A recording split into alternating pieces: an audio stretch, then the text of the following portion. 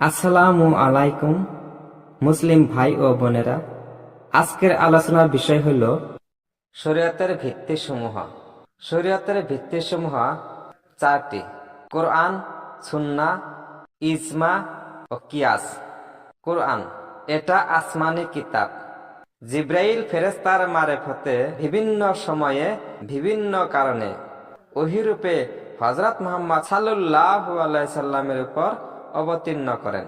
সুন্নাহ হযরত নবী করিম সাল্লাল্লাহু আলাইহি সাল্লাম যে সমস্ত কাজ করেছেন ও যে সমস্ত কথা বলেছেন এবং তার সাহাবীগণ যে সমস্ত কাজ করেছেন এবং রাসূল করিম সাল্লাল্লাহু আলাইহি সাল্লাম তাতে সম্মতি দিয়েছেন, এ সমস্তের একত্রিত সংকলনকে হাদিস বা সুন্নাহ বলা হয়। ইজমা কোন জটিল ব্যাপারে অধিকাংশ মুসলিম হক্কানি আলিমগণের সম্মিলিত রায় বা সিদ্ধান্তকে ইজমা বলে।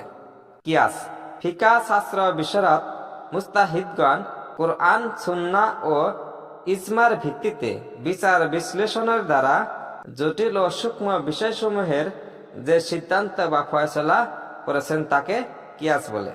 পরের ভিডিওতে আলোচনার বিষয় হইল আহকামে শরীয়ত।